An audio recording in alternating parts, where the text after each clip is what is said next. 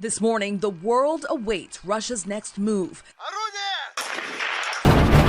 We hear that the USA is sending military helicopters to Ukraine. You got Estonia, Lithuania, Latvia, they're sending anti-tank missiles. Everyone is pouring all kinds of weapons into Ukraine. This is insanity. This is just complete and utter insanity. अस्सलाम वालेकुम, आप देख रहे हैं brink of world और मैं हूं मोहम्मद तलाल। आज हम बात करेंगे यूक्रेन और रूस के माबैन हालिया कशीदगी के हवाले से, या ये कह लीजिए कि मुमकिन जंग के हवाले से।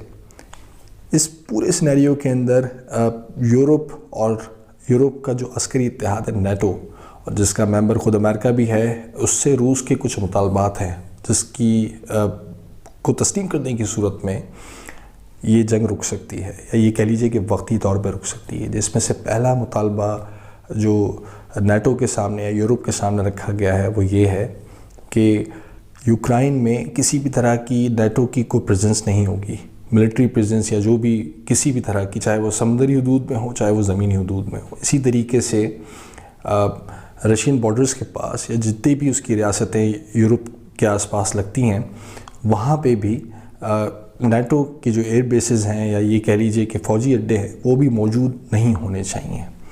इसके अलावा जो तीसरा मुतालबा शामिल है उसमें अमेरिका के भी जो एयर बेसेस यूरोप के अंदर मौजूद हैं वो भी यूरोप के अंदर मौजूद नहीं होने चाहिए, ये भी रूस का मुतालबा है।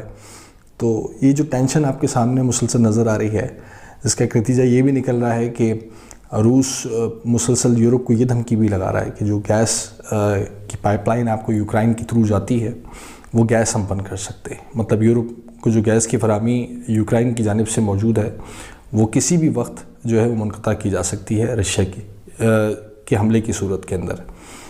अब इस सिनेरियो के अंदर यूरोपीय ममालिक के पास इस तमाम तर मामलात पे गौर करने की क्या गुंजाइश बचती है।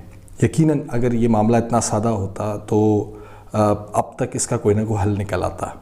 बहुत सारे लोग खैर ये भी कह रहे हैं कि जंग नहीं होगी, और यकीनन अगर ये अच्छा ही है कि इस हवाले से किसी भी तरह की कोई बुरी खबर हम ना सुने। पहली चीज़ तो ये कि अगर इस मुसलसल टेंशन में इजाफ़ा होता है तो हो सकता है कि यूरोप और अमेरिका शाम या इराक़ की जानिब रूस की तवज्जो बटाने के लिए कोई एक नया महाज खोल दें, जहाँ पे रूस का जो पार्टनर इन क्राइम मौजूद है वो ईरान भी है, जो वहाँ पे तमाम तर मामलात अपनी प्रॉक्सीज़ के थ्रू कंट्रोल करने की कोशिश करता है। उसकी प्राइवेट मलेशियाज़ ये तमाम तर मामलात मैनेज करती हैं। तो वहाँ पे ये तमाम तर जो चीज़ें हैं, डेवलपमेंट्स हैं, ये दोबारा से शुरू हो जाए। एक चीज़ हम ये भी देख सकते हैं। बाकी और अगर जंग यहाँ पे हो जाती है तो हम इसको रिजेम्बलेंस कर सकते हैं दूसरी जंग अज़ीम के आसपास की सूरत हाल से, क्योंकि तारीख़ अपने आप को बार बार दोहराने की आदी है।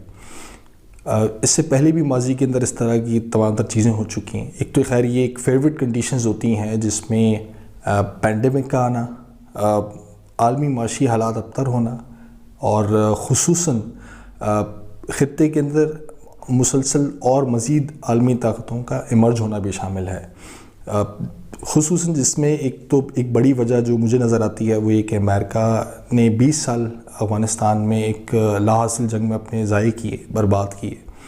उसमें माशी लिहाज से, माली लिहाज से, किसी भी तरीके से अस्करी हवाले से भी उसका एक बहुत बड़ा लॉस हमें नज़र आता है। इसके बाद फिर इराक़ की भी जंग हमें नज़र आती है, जिसका नतीजा हमने देखा कि यूरोप के अंदर भी वैसा दमखम नहीं रहा। आज रशिया हमें नज़र आ रहा है और इसी तरीके से हमें चाइना भी नज़र आ रहा है।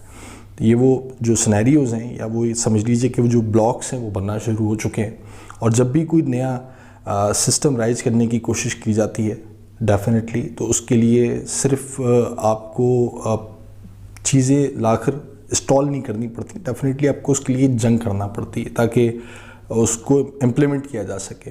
विदाउट जंग के किसी भी तरह का सिस्टम, चाहे वो डेमोक्रेसी हो, चाहे वो शरिया लॉ हो, चाहे वो कम्युनिज़म हो, या वो कुछ दूसरी तीसरी चीज़ हो, नाफिज नहीं हो सकती। तो बस ये मेरा एक अपना मुख्तसर सा व्लॉग था। इस हवाले से अपनी राय देना मुझे मत भूलिएगा। अपना बहुत ख्याल रखिए। अल्लाह हाफ़िज़।